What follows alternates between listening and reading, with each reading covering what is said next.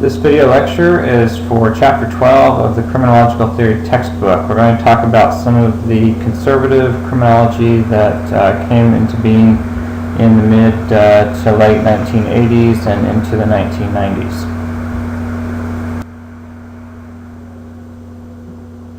Most of you listening to this probably were either not alive or very young during the 1980s, but if you go back and study that time period, it was a time when patriotism ran really high, the values of religion and hard work and individual responsibility were really kind of what characterized this era.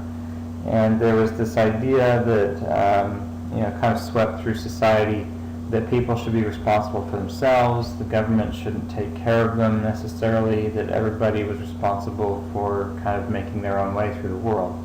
And these ideas crept into our thinking about how to deal with crime as well. And during this time period, there was kind of a return to the view of the criminal that had been initially put forth by the classical school of criminology, hundreds of years before. And this was the view that criminals were rational actors, they had choices and they could make their own choices, and that they would generally do what they thought would benefit them the most. And so there was kind of this a denial almost that there were any other root causes of crime. It really was just attributed to people making bad decisions, or selfish decisions at best. And so there really was this kind of departure from this idea of looking at the structural factors of society or families and how that impacted this on a greater scale. It really was brought down to the individual level.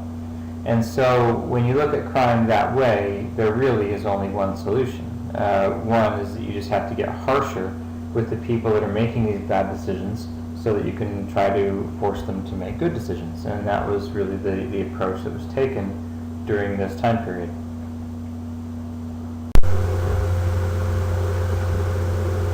In 1980, Ronald Reagan was elected president, and I'm older probably than most of you, but I'm not super old.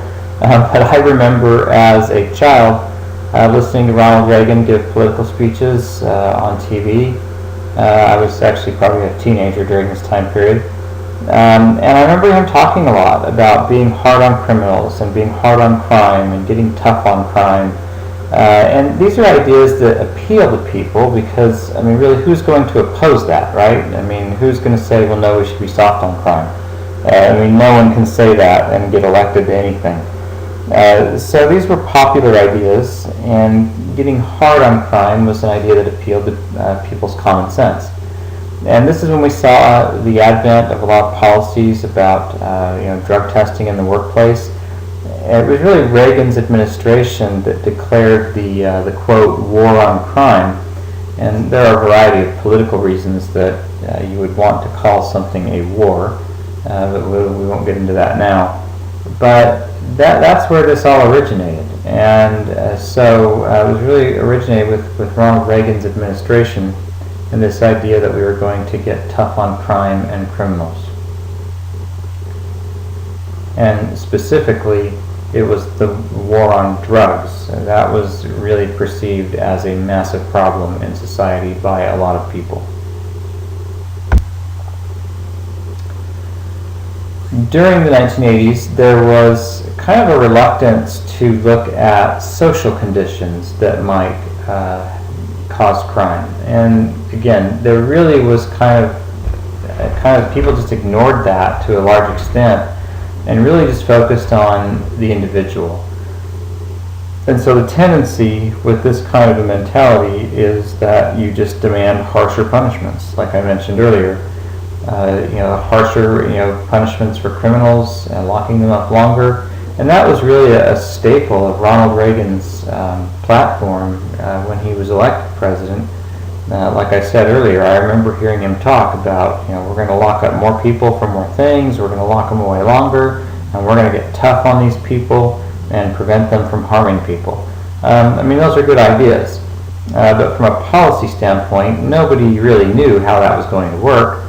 We can look back now 30 years and see how it worked, but these were the ideas that were popular at the time.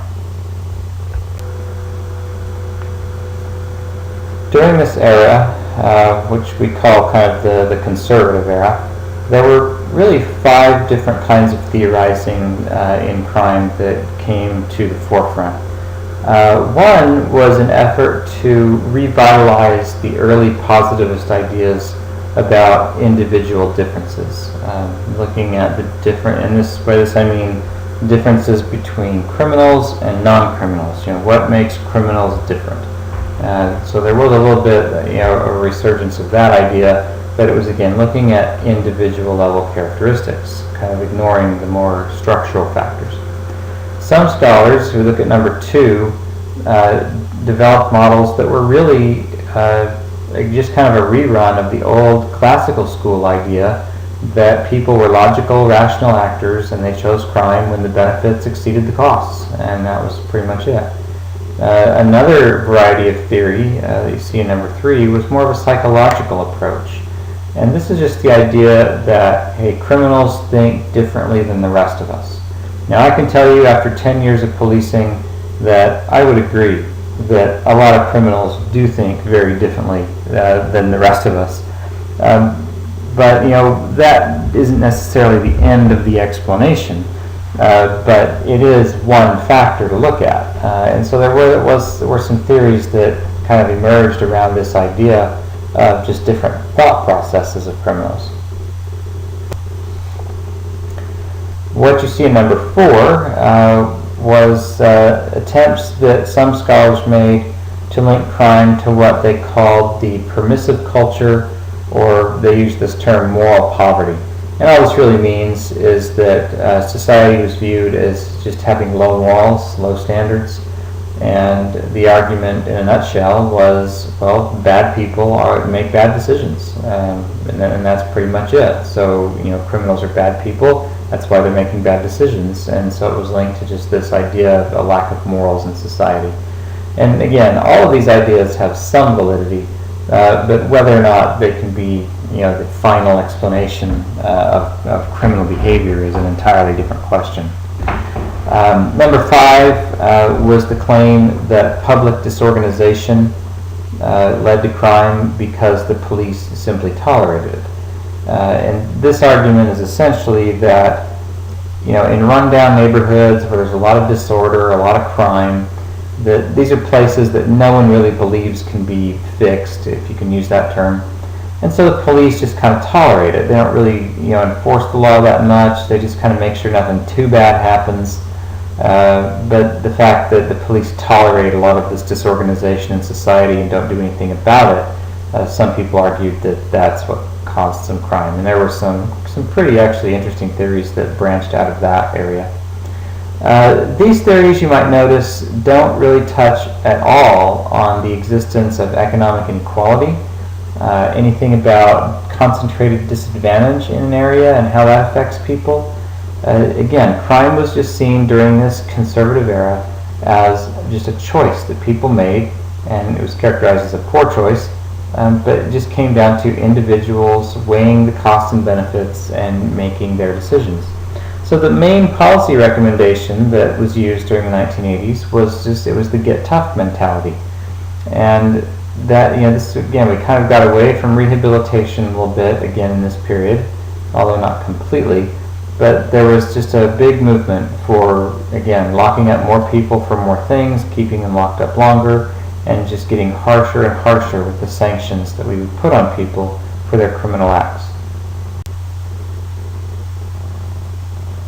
A couple of guys who were some noted theorists of this time period were Wilson and Herrnstein, and they had a theory that was kind of a biological explanation of behavior.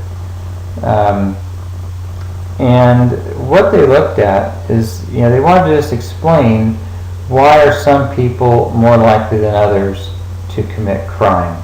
And they kind of went back a little bit to, if you remember studying before about, other scholars who looked at body types.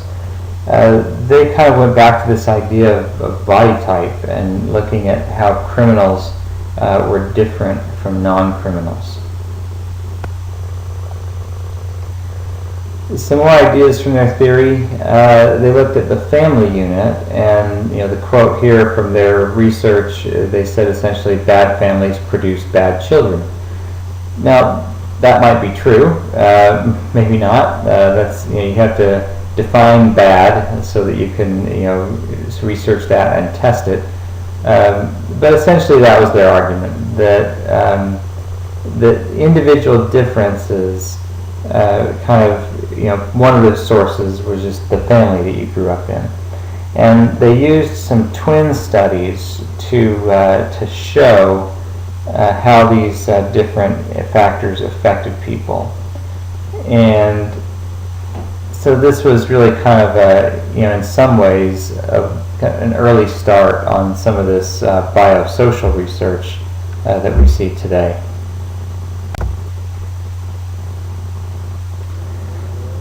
So looking at maybe some of the criticisms of these particular scholars' work, one was the terminology they used.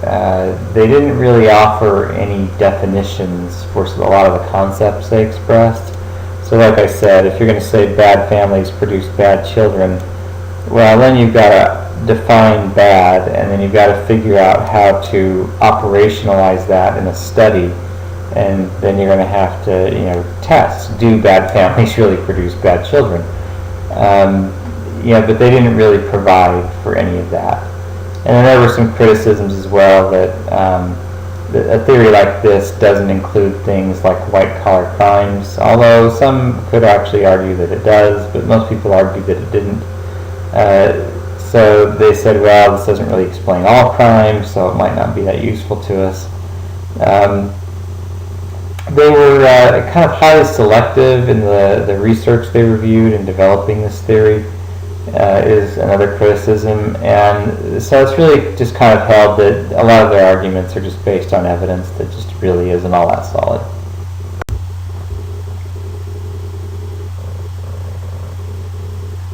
Wilson and Herrnstein's work did imply that there were certain biological factors that were found disproportionately among poor people and might be responsible for excessive criminal behavior. That's a proposition that might have some problems. The solution to crime in their theory was harsher punishments by parents to bring up better children, and also harsher punishments from the government. And it was claimed that this would teach people the right way to go and could head them down the right path. Now there really was nothing in the research at this time to back any of this up. It was just this assumption. Because remember I said earlier, these kinds of arguments appeal to our common sense. That if we're harder on people, then they'll change their actions. And so this was, the call by these people was, well, parents just need to be harder on their kids, and the government needs to be harder on criminals, and that will fix everything. And that again just wasn't really backed up with any evidence. And they also completely ignored some of the rehabilitation research that had been done that showed some effectiveness in some of those kinds of programs.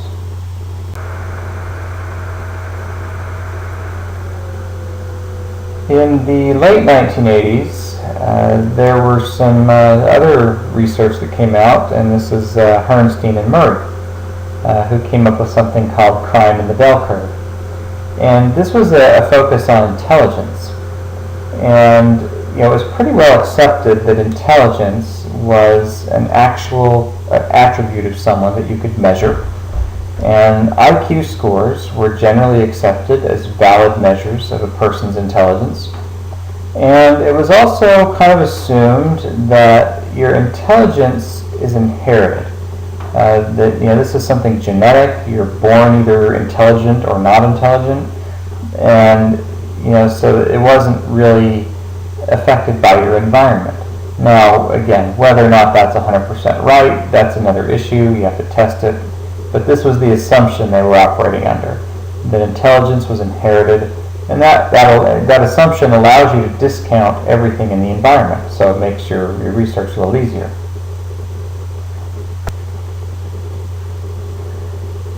So Herrnstein and Murray essentially said that a person's intelligence is the most important predictor of whether or not they will become a criminal. And it was generally assumed that more intelligent people would be less likely to be criminals, and less intelligent people would be more likely to be criminals.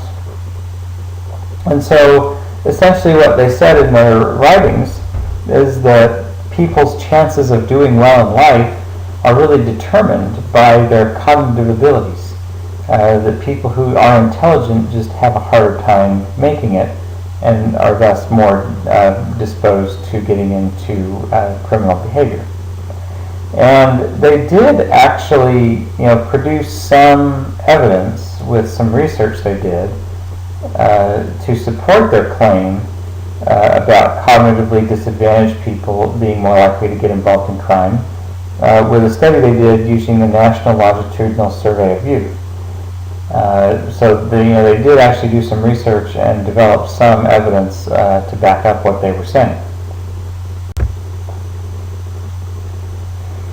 So looking though at, again, and this is a very brief overview of their work, but moving on to what other people said about it after the fact, research does show that offenders generally have lower IQs than non-offenders.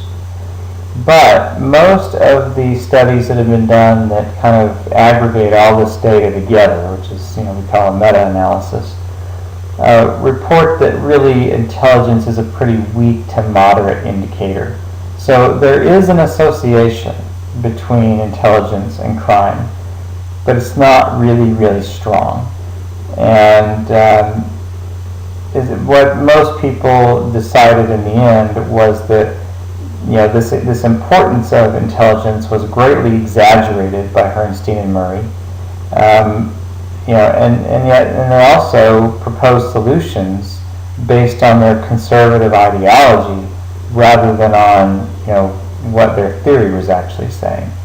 So because their solution was, well, we need to fight crime by creating a society governed by simple rules and certain punishments.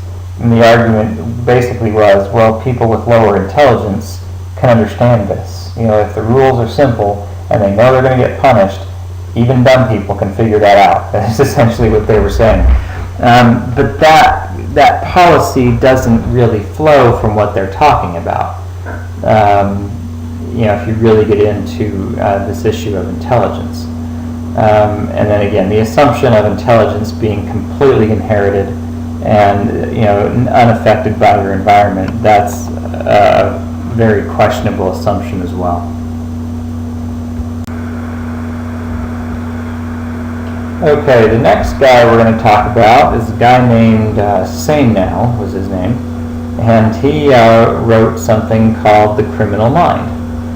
And in this bit of theorizing, he was really trying to get into the criminal personality and the thought patterns and psychological processes that criminals or non-criminals would use to make decisions.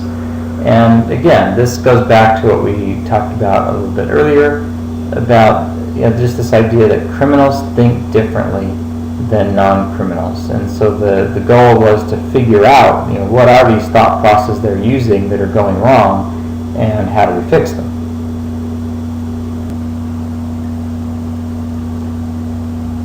So another issue that Reynolds talked about in his work is the idea that offenders self-select into problematic life conditions.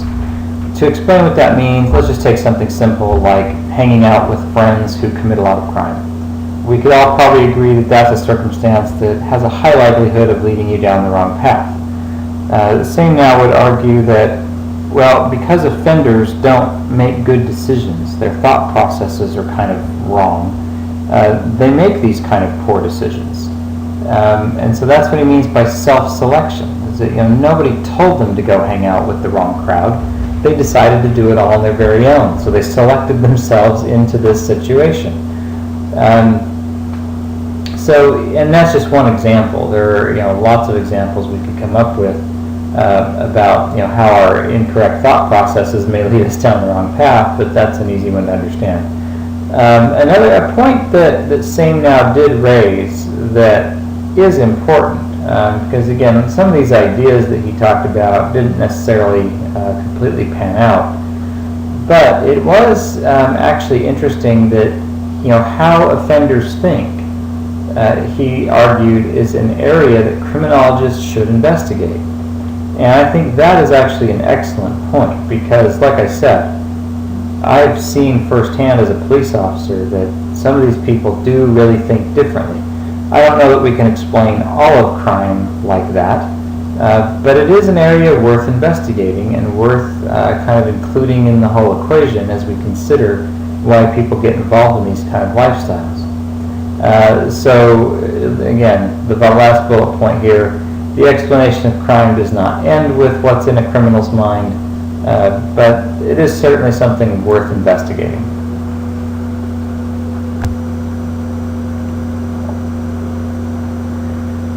Another idea from all of these conservative era theories was again the reemergence of rational choice theory.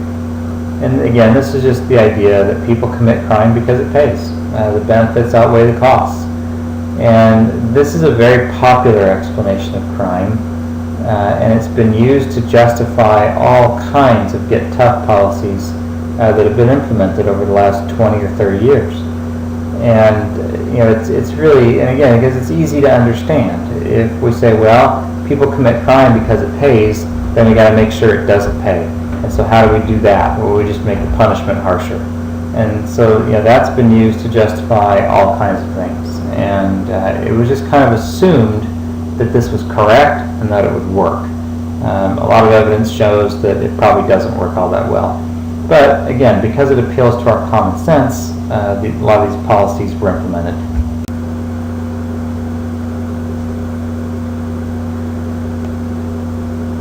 One of the researchers who looked at this was Reynolds. And again, this was his main thesis, is that the reason that we have so much crime is because the benefits are greater than the perceived costs. So his argument was we just need to expand imprisonment.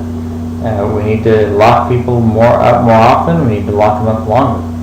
And he essentially pretty much denied that any sociological factors had anything to do with crime. It was just really just this one thing they looked at, this argument that crime paid, that the benefits outweighed the costs, and there was no other explanation offered for why someone might get involved in a criminal lifestyle.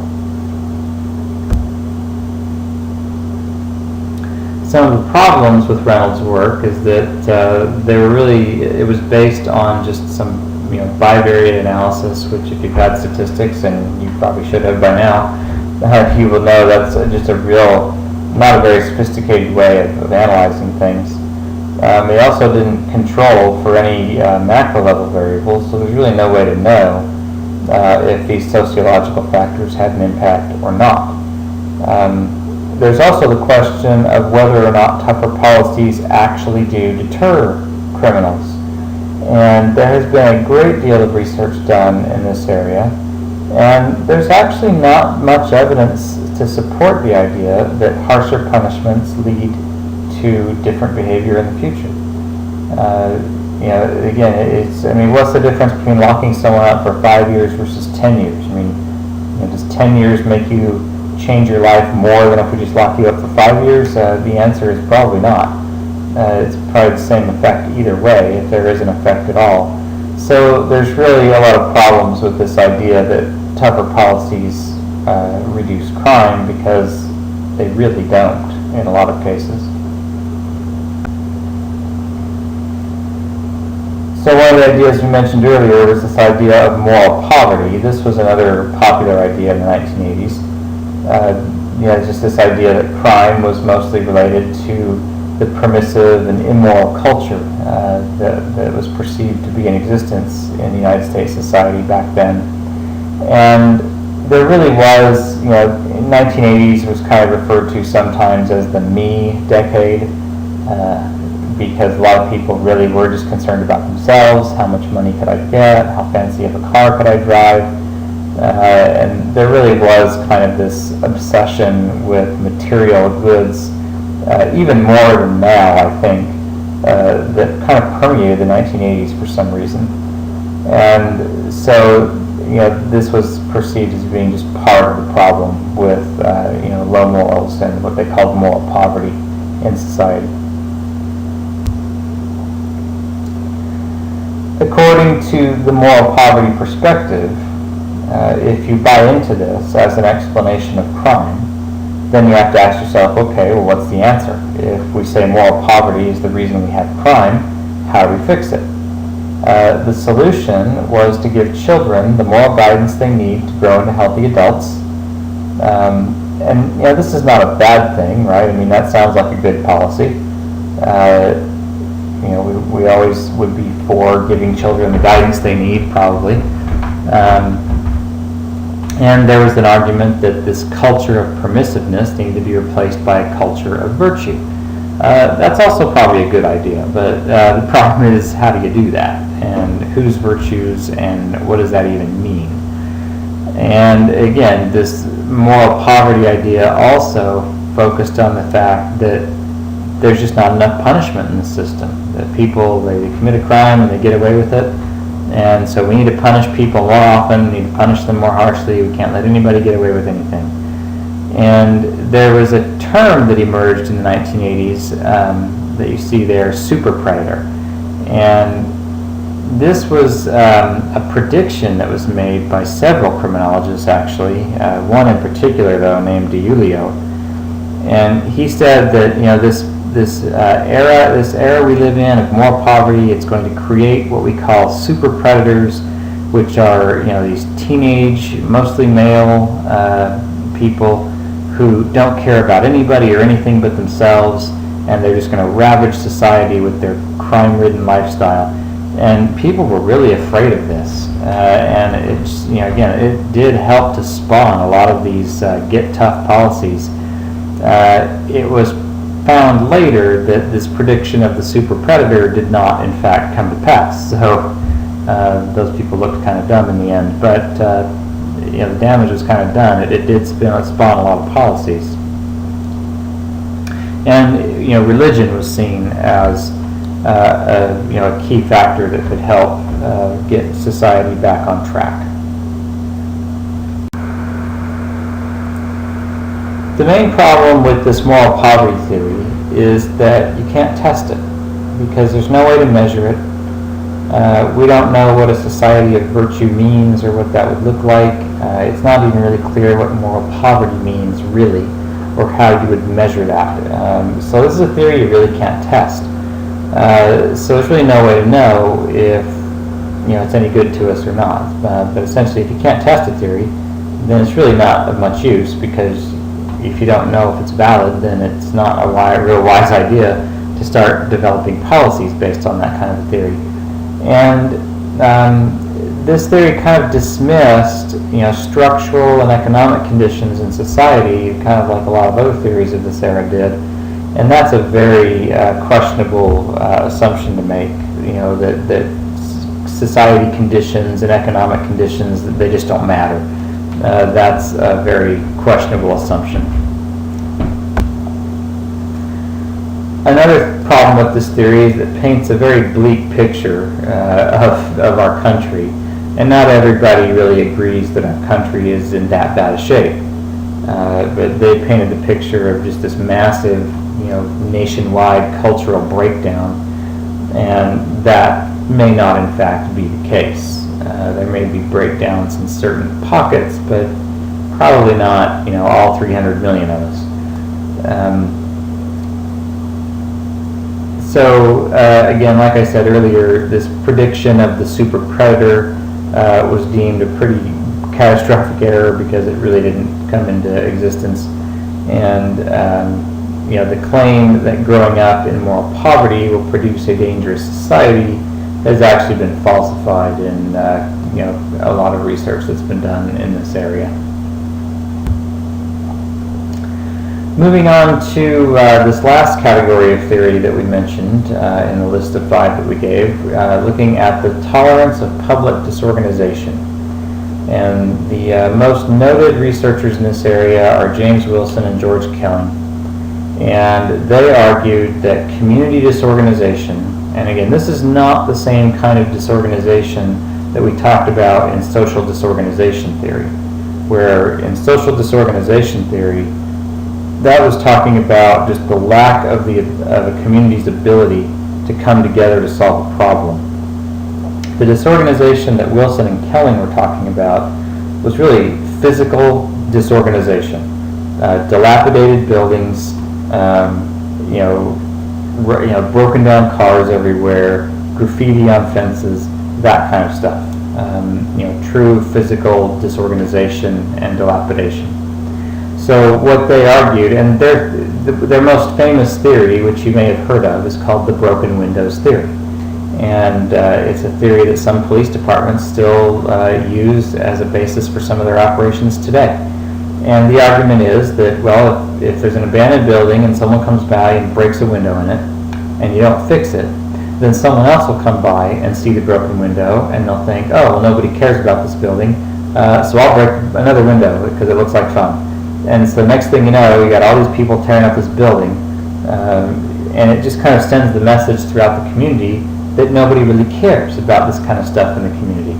And so the community becomes run down, the criminal element kind of invades the community, and then you're on a downward spiral that's very tough to get out of. So the argument is that as more and more disorder occurs, you get more and more crime, and the respectable people in the neighborhood will just move out because they'll go find a better place to live. And the ones that are left are the people who don't have the ability to move because they lack the economic means or whatever. And so you end up with a neighborhood that's just depressed and economically disadvantaged and has high levels of physical disorder and crime. So that's essentially the theory. So Wilson and Kelling said, if we want to fix this problem, you have to look at the causal chain. So you have disorder caused by disreputable people. You have a breakdown in informal control, which causes the invasion of criminals, and then you end up with high crime rates in a neighborhood. So you have to attack the disorder, is what they said. And when I was a police officer, our police department actually started a unit that was based on this idea, and I was asked to help start the unit, and it was called the Quality of Life Unit. And that's one of the phrases you see in policing a lot that adopt this theory. And our job was to go into high crime neighborhoods and clean up the disorder. We would essentially tell people if they didn't fix their broken fences and get rid of their broken down cars and cover up their graffiti, that they would be cited under the county ordinance laws that you could be cited under for those violations because they actually are against the law.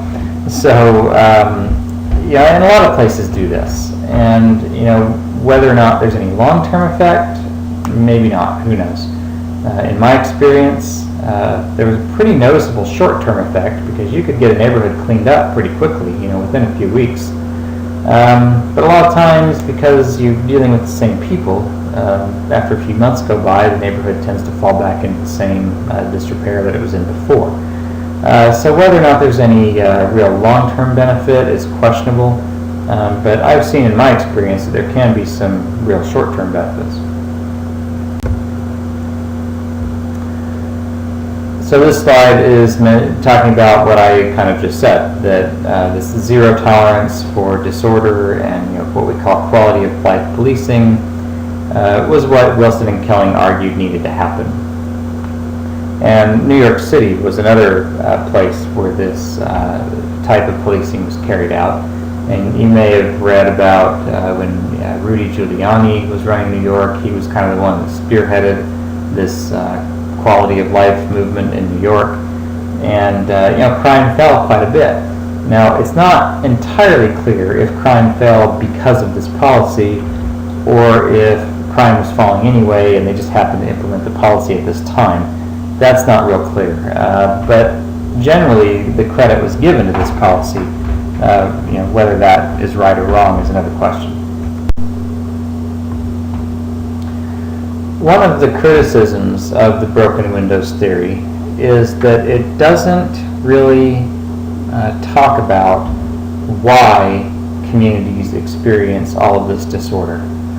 All it really says is, well, if a community has disorder, you just have to get rid of it. So if you've got a lot of homeless people panhandling on the corners, they would just say, well, you need to get rid of the homeless people because that's disorder. Well, other people say, well, maybe we should find out why there's homeless people. I mean, what's going on in this neighborhood that people are homeless? And so this theory doesn't really address that. But that's actually one of the reasons this theory is popular with police, because the police can't really concern themselves with, why are people homeless? That's just not their job. They don't have that much time to deal with those kind of issues. But they can deal with issues like, hey, if there's a homeless person on that corner, we got to run them out of here. And so that's one of the reasons these theories are popular with police operations. But this is a criticism of the theory. It doesn't mean the theory is wrong. It just means that it may not be examining everything that we would want to know. So all of these conservative theories we've talked about, they all have their different ideas about why crime is in existence and what we need to do about it. But really, they have some common threads running through all of them. And really the common thread is that crime is seen as an individual pathology rather than a social problem. And to boil it down to a very simple statement, most of these theories adopt the idea or the assumption that society as a whole is good and criminals or offenders are bad. And so we have to figure out how to deal with these bad people so they don't hurt the good society. So there are really two policy agendas that emerged as being the most popular, and we've already alluded to these several times. One is incapacitation, and the second one is deterrence. Incapacitation just means we are going to prevent you from committing further crimes. So the way we do that is we put you in prison. Because if you're in prison, you can't hurt anybody that's outside the prison. So that's incapacitation. Deterrence is the idea that, well, if we institute harsh punishments, other people will see that, and so they'll decide they don't want to get punished, so they won't commit crime. And you yourself might even decide you don't want to commit crime because you don't want to be punished again. So this conservative movement emphasized these two things, and you can see why then the prison population would be likely to grow. Because we were essentially saying we're going to use incarceration as a method of incapacitating offenders and deterring people from committing more crimes in the future. And there was an emphasis on making sure that the public knew that crime does not pay. And so that if that's the perception that we put out there, then these policies would work. That was the goal of these policies, was to communicate that idea.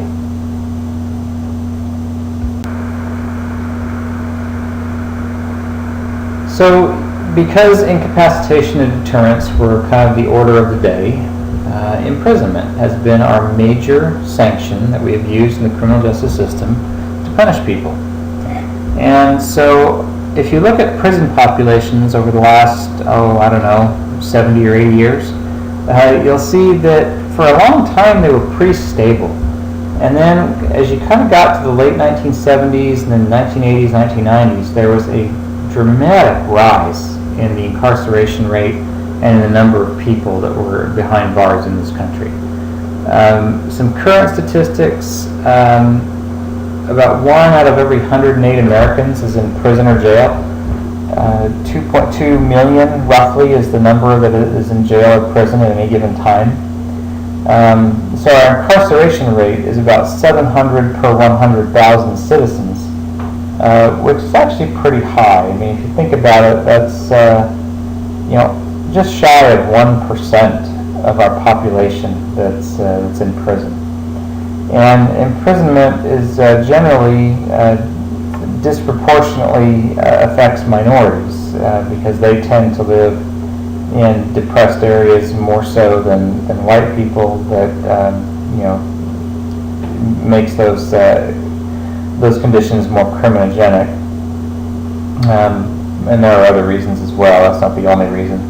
But imprisonment was seen as a way to increase the cost of crime, because remember we have to communicate that crime doesn't pay. So the easiest way to do that is to just, imprison more people and for longer. And we also had to kind of perpetuate the argument that, serious criminals are beyond reform. So if they're beyond reform, we just have to incapacitate them and lock them away. And like I already said earlier, there's actually very little research evidence that deterrence really works very well at all.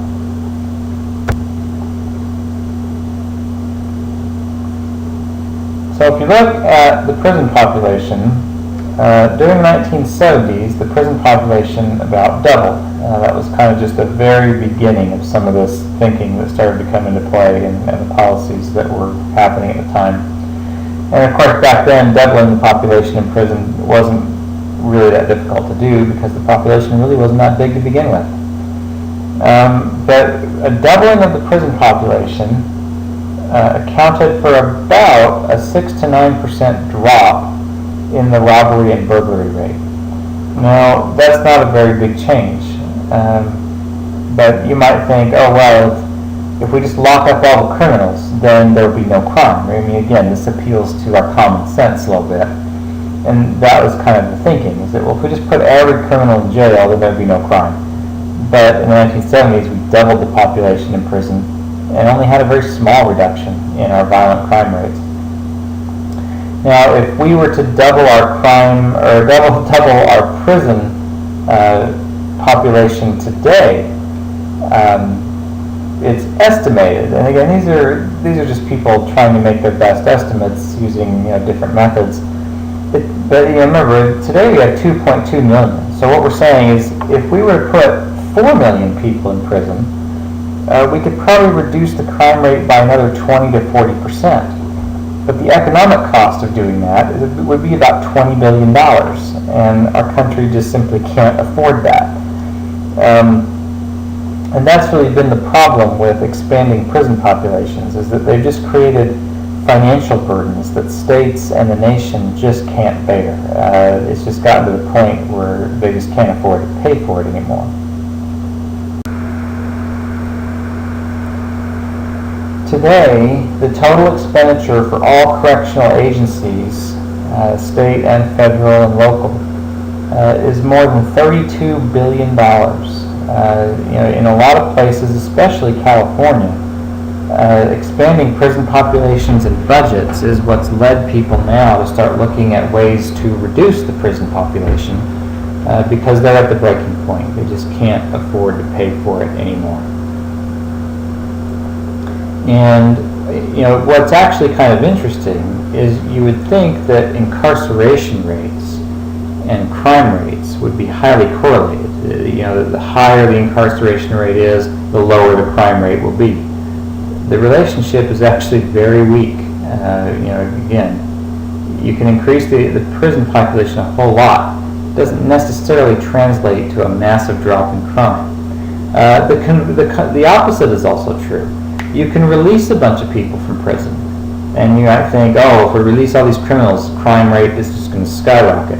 That's actually not true either. A lot of places that have released, and they've started doing this in California in some places, releasing people from prison early, that are generally non-violent types of criminals, or people that have been around in prison for a long time and are much older now.